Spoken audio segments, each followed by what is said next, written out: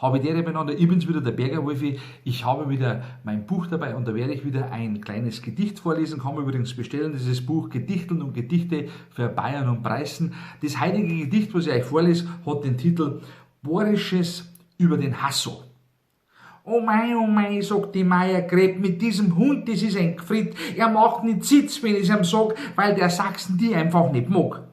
Vom Tierheim hat ihre Tochter gebracht und sie für 3 Wochen Urlaub aus dem Staub gemacht.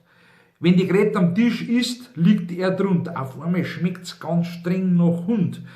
Da vergeht das Essen bei dem Geschmack, am liebsten schmeißt sie ihn aus und packert ihn am Knack. Aber kaum gelangen sie hin, schon bellt er ganz laut, er spannt das Kleid, dass sie sich eigentlich nicht traut. Sie freut sich auf Schnitzel, schon hat sie einen Schlund.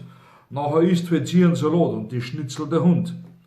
Er flagt schon drin, möchte sie in ihr Bett, mei, wenn sie bloß ein bisschen eine Durchsetzung hätt.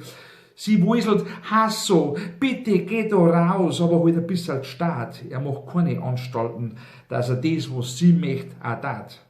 Die Gret zählt die Tag, bis die 3 Wochen vergehen. 6 Kilo hat schon genommen, weil außer Salat tut's nix zu sehen. Heut kommt die Tochter wieder heim, mei, was für eine Freude. Endlich, denkt sie, die Gret, habe ich für mich wieder Zeit. Weg mit dem Hasso, heut abends mach ich mir einen Braten und da tu ich mir die doppelte Portion aufladen. Mama, sagt die Tochter, ich bin wieder zurück.